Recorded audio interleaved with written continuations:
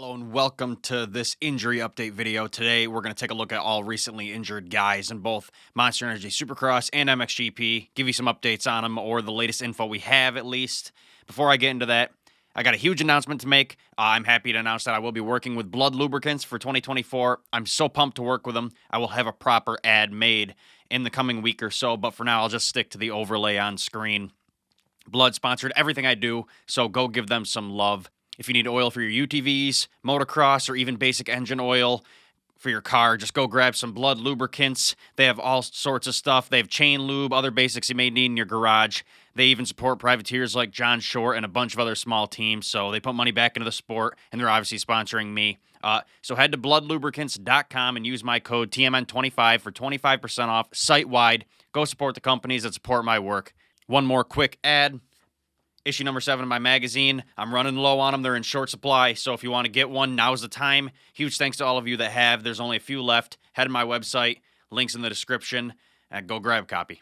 All right, let's start off this video on the Supercross side of things. Dylan Ferrandis, he was having a pretty solid season with all things considered, changing teams, how he's had a bad Supercross career on the 450 in general. So with all things considered, this year's going pretty well. He was pretty consistent top 10, 6th to 9th place kind of guy all year. He remained quite consistent. In Arlington, Ferrandis was involved in a crash that kind of ended his streak. He was in the crash along with Roczen and Sexton, and I don't know, maybe Stewart was involved too. He ended up DNF'ing after that race. I tried to look for a quote or an interview after that race, but there wasn't anything. But he's kind of a quiet guy in general, so I was kind of expecting that. In Daytona, he had hopes of turning things around, and I mean, he did, kinda. He had a solid 8th place finish in Daytona. Unfortunately, he was also injured after that race. So, during that race, he went over the bars in a rhythm section. The TV didn't show it. The broadcast only seems to focus on the top 3 guys for almost the entire race, so we didn't get to see it, but if you haven't, here it is. Here's the clip.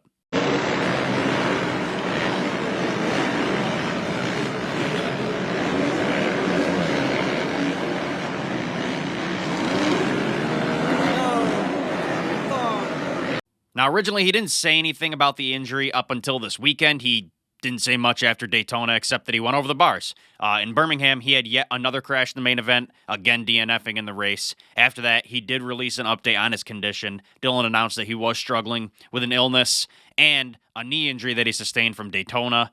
Ferrandis said in a social post, quote, "Tough races the last few rounds, been dealing with sickness and hurt my knee during the crash at Daytona. Nothing serious, but bone bruises that forced me to rest all last week and another crash in the main event at Birmingham.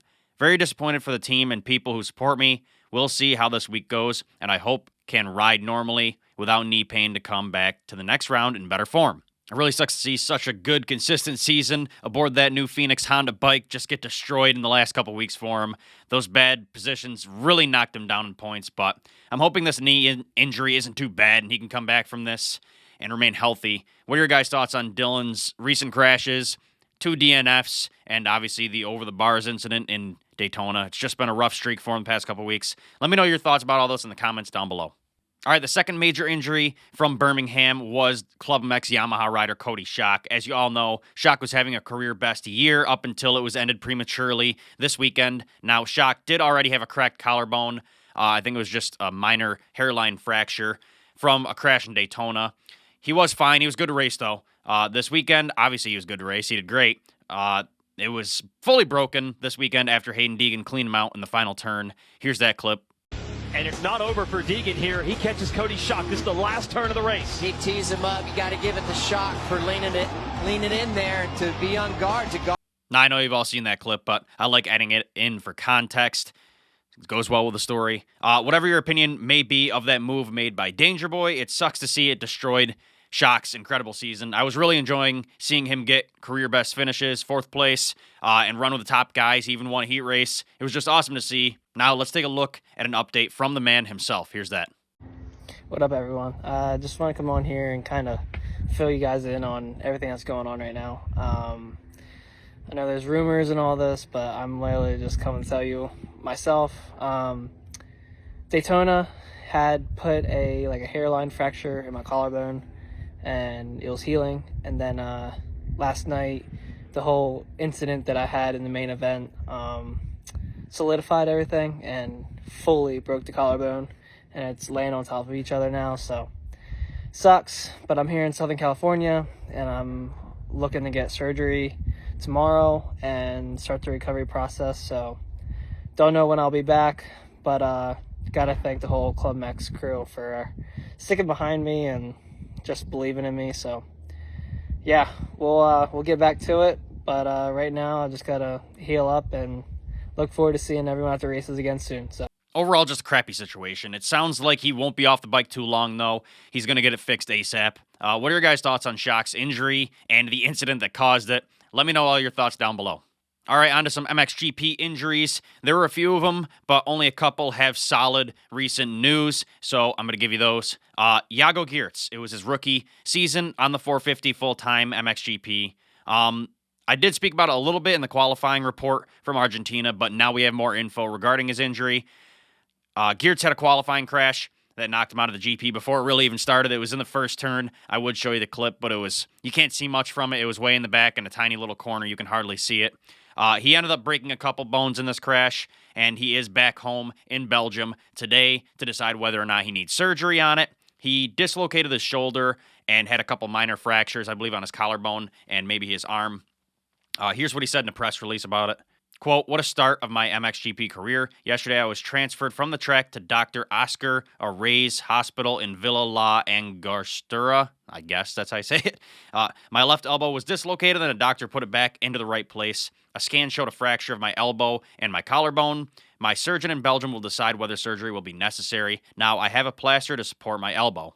This quote and update was from motorcrossplanet.nl, the Dutch motocross news company. It really sucked to see. I hope he's back healthy soon. We know he's fast on a 450. He proved that back at Motocross of Nations here in the U.S. He was a front runner in his first attempt on the 450. He was obviously a really good rider in MX2, so we know he's got talent. It just sucks to see it get torn out beneath him immediately. I'm really looking forward to seeing him back and can't wait to see what he's got in the MXGP class.